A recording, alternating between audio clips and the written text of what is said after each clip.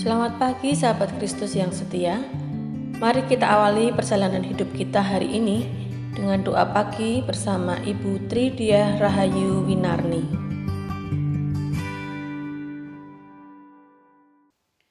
Selamat pagi para sahabat Kristus. Apa kabar para sahabat sekalian? Harapan saya, para sahabat bersama dengan keluarga dalam keadaan sehat dan penuh sukacita. Mari kita awali hari ini dengan berdoa dan merenungkan firman Tuhan yang akan meneguhkan dan menguatkan iman kita. Mari kita berdoa. Bapa di surga, sebelum kami mengawali kehidupan kami pada hari ini, kami rindu mendengar sabda-Mu yang akan membimbing kami dalam menjalani kehidupan kami hari ini. Berikanlah kami hati yang sungguh-sungguh mau mendengar dan taat melakukan firman-Mu. Ampuni segala dosa dan kesalahan kami, agar kami berkenan di hadapan-Mu. Kiranya segala pujian hanya bagi-Mu. Di dalam nama Tuhan Yesus Kristus, kami berdoa. Amin. Sobat Kristus yang setia, bila kita mengingat akan karya Allah dalam kehidupan kita, sungguh kita harus mengakui betapa besar kasih-Nya, tidak terduga dalamnya, tidak terjangkau luasnya. Patutlah kita bersyukur tiada henti, karena kasih-Nya juga tiada henti. Mari kita naikkan rasa syukur kita melalui pujian, Ya Allah, kasih-Mu besar. PKJ nomor 212 bersama dengan Saudari Wina, diiringi oleh Bapak Devian Abed Kurniawan.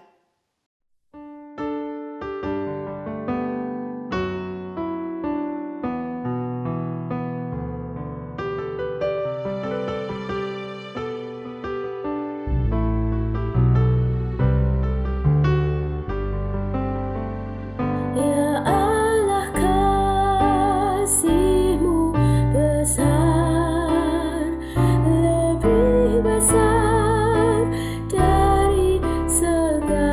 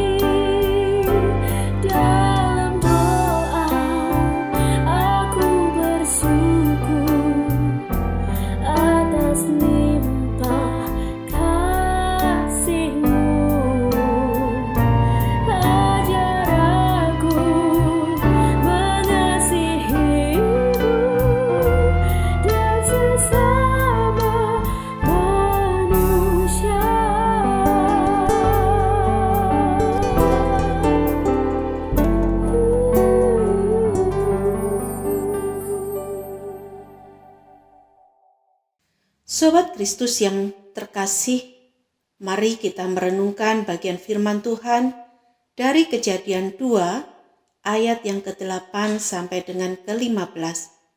Demikian bunyi firman Tuhan. Selanjutnya Tuhan Allah membuat taman di Eden. Di sebelah timur, disitulah ditempatkannya manusia yang dibentuknya itu. Lalu Tuhan Allah menumbuhkan berbagai-bagai pohon dari bumi yang menarik dan yang baik untuk dimakan buahnya. Dan pohon kehidupan di tengah-tengah taman itu, serta pohon pengetahuan tentang yang baik dan yang jahat.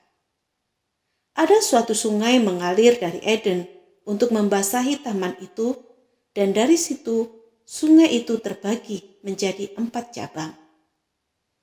Yang pertama namanya Pison, yakni yang mengalir mengelilingi seluruh tanah Hawila, tempat emas ada. Dan emas dari negeri itu baik. Di sana ada damar bedola dan batu krisopras. Nama sungai yang kedua ialah Gihon, yang mengalir mengelilingi seluruh tanah Kus. Nama sungai yang ketiga ialah Tigris, yakni yang mengalir di sebelah timur Asyur, dan sungai yang keempat ialah Efrat. Tuhan Allah mengambil manusia itu dan menempatkannya di dalam Taman Eden untuk mengusahakan dan memelihara taman itu.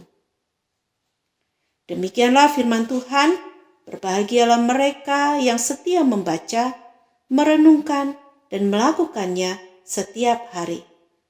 Amin. Sobat Kristus yang terkasih, saya pernah mendengar seseorang berkata, jika bukan karena Adam dan Hawa jatuh ke dalam dosa, mungkin kita tidak perlu bekerja seperti sekarang ini. Perkataan ini sepertinya benar jika kita memahaminya hanya berdasarkan peristiwa kejatuhan manusia di dalam dosa. Bekerja menjadi sebuah hukuman bagi manusia. Tetapi bila kita memahaminya berdasarkan konteks peristiwa penciptaan, kita akan memahami bahwa hakikat keberadaan manusia sesungguhnya adalah bekerja. Ayat yang ke-15 yang kita baca tadi sangat jelas menunjukkan hal ini. Allah menempatkan manusia di Taman Eden untuk mengusahakan dan memeliharanya. Itu bukan sebuah hukuman, melainkan sebuah kepercayaan Sang Pencipta kepada ciptaannya. Allah menyediakan tempat yang dibutuhkan manusia lengkap dengan isinya sebelum manusia itu diciptakan, sehingga manusia dapat menikmatinya. Tetapi apa yang disediakan Allah perlu diusahakan dan dijaga kelestariannya. Karenanya Allah mempercayakan tanggung jawab itu kepada manusia. Manusia harus mengusahakan dan memelihara Taman Eden itu. Saat ini kita tidak tinggal di dalam Taman Eden. Tetapi tanggung jawab yang dipercayakan Allah ini melekat di dalam diri kita sebagai ciptaannya. Karena sejak manusia diciptakan, Allah telah memberi kuasa atas seluruh bumi. Jadi sebelum manusia jatuh ke dalam dosa, bekerja sudah menjadi bagian dari diri manusia. Karena itu, jika sekarang kita harus bekerja, itu sudah menjadi bagian kita dan itu sebuah kepercayaan dari Allah. Allah ingin kita memenuhi kebutuhan kita sendiri dengan mengusahakan segala sesuatu yang disediakan dan dipercayakan Allah kepada kita. Dengan cara itulah Ia memelihara hidup kita. Segala jenis pekerjaan, asalkan tidak menyimpang dari kebenaran firman Allah, baik untuk dikerjakan. Apapun itu patut kita syukuri dan kita kerjakan dengan sungguh-sungguh. Kita tidak perlu malu dengan pekerjaan kita, hanya karena dianggap masyarakat pekerjaan itu adalah pekerjaan kelas bawah. Yang terpenting adalah kita mengerjakannya dengan sungguh-sungguh seperti nasihat Paulus di dalam Kolose 3 ayat 23. Apapun juga yang kamu perbuat, perbuatlah dengan segenap hatimu seperti untuk Tuhan dan bukan untuk manusia. Justru kita perlu malu jika kita memiliki kekuatan dan kemampuan bekerja, tetapi kita hanya mengandalkan belas kasih orang lain untuk memenuhi kebutuhan kita sendiri. Dalam 2 Tesalonika 3 ayat 10 Paulus memperingatkan, jika seseorang tidak mau bekerja, janganlah ia makan. Peringatan Paulus ini sangat tegas diberikan supaya kita jangan menjadi malas untuk memenuhi kebutuhan kita sendiri. Walaupun di masa pandemi ini kita mengalami banyak kesulitan dalam pekerjaan, bahkan kehilangan usaha dan pekerjaan, janganlah kita patah semangat. Tetaplah berjuang untuk melakukan segala pekerjaan yang masih kita bisa kerjakan, walaupun pekerjaan itu tidak sebaik sebelumnya, dan bahkan mungkin pekerjaan itu jauh di luar kemampuan atau minat kita selama ini. Dengan pertolongan Allah, apapun yang kita kerjakan di dalam Tuhan pasti akan diberkati. Mintalah hikmat kepada Allah agar kita mampu melihat setiap peluang yang baik. Satu hal yang perlu kita yakini bahwa jika Allah memberi tanggung jawab atas suatu pekerjaan, Ia akan memberi kita kemampuan yang cukup untuk melakukan pekerjaan itu. Karena itu, mari kita sama-sama belajar mengerjakan apa yang menjadi bagian kita dengan sungguh-sungguh di dalam Tuhan. Apapun pekerjaan kita saat ini, mari kita kerjakan dengan penuh sukacita dan bertanggung jawab. Amin.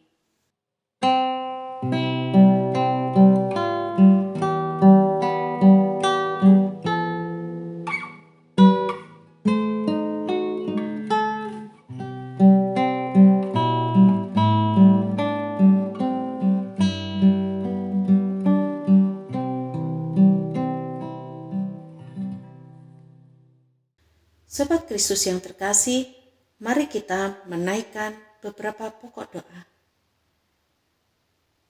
Bapa yang di surga, kami bersyukur jika sampai hari ini Engkau masih mempercayakan kepada kami suatu pekerjaan.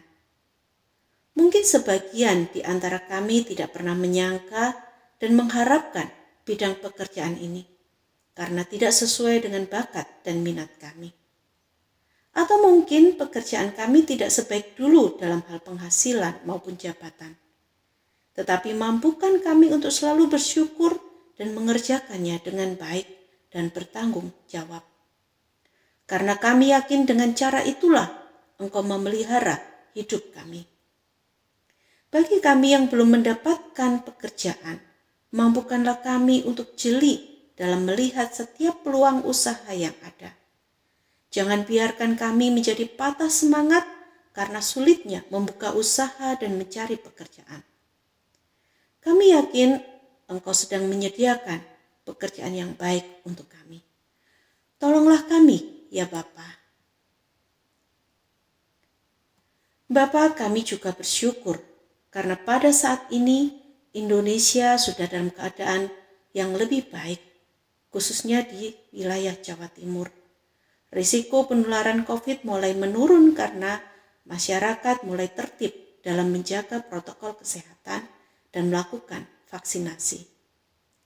Kiranya kondisi ini terus meningkat sehingga Indonesia benar-benar terbebas dari pandemi ini. Kami berdoa juga untuk anak-anak yang berusia di bawah 12 tahun yang belum mendapatkan kesempatan vaksin, sementara mereka sangat mendesak harus kembali belajar di sekolah demi perkembangan pendidikan mereka yang lebih baik. Tuhan tolong supaya pemerintah juga segera melakukan vaksin bagi mereka, agar mereka pun juga dapat hidup lebih baik. Kami berdoa untuk rencana ibadah onsite tanggal 3 Oktober mendatang. Kiranya Engkau juga memberkati supaya jemaat yang mendaftar dalam keadaan sehat dan penuh kerinduan padamu, agar mereka dapat beribadah dengan baik di gereja. Berkati setiap pelayan ibadah, juga Engkau persiapkan hati mereka supaya mereka melayani dengan benar di hadapan-Mu. Kami berdoa untuk hamba-Mu, Pendeta Agus Wianto, Pendeta Emeritus Andreas Agus Susanto, dan hamba Tuhan lainnya, beserta dengan majelis, pengurus, dan aktivis gereja yang terlibat pelayanan di berbagai bidang di GKI Tumapel. Supaya Engkau memberkati kehidupan pelayanan mereka, keluarga, dan pekerjaan mereka. Tuhan pelihara dan lindungi mereka dengan kesehatan yang baik, kebutuhan hidup yang cukup, dan kasih sayang-Mu untuk menjaga setiap relasi mereka di dalam keluarga. Demikian pula kami berdoa untuk seluruh anggota jemaat dalam segala pergumulan mereka. Mungkin mereka menghadapi masalah ekonomi, kesehatan, kehilangan orang yang mereka kasihi, masalah relasi di dalam rumah tangga, studi, dan mungkin pergumulan lain yang tidak dapat kami ketahui.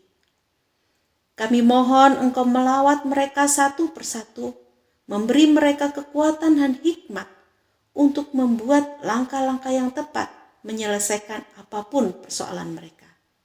Juga rencana-rencana yang baik untuk melangkah maju menuju kehidupan yang lebih baik. Yang sakit, kiranya Engkau menyembuhkan, dan yang berduka Engkau hiburkan. Terima kasih ya Bapa. Dengarlah seruan permohonan kami, di dalam nama Tuhan Yesus Kristus kami berdoa. Amin.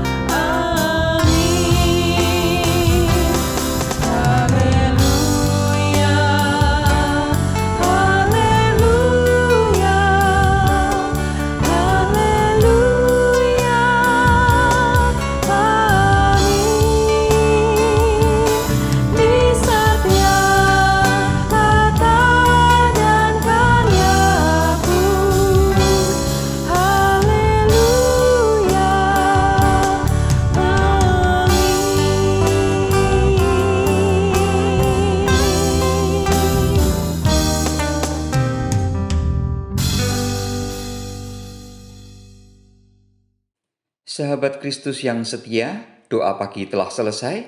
Selamat pagi, selamat beraktivitas. Jangan lupa pakai masker, jaga jarak, dan selalu ikuti protokol kesehatan. Tuhan memberkati kita semua. Amin.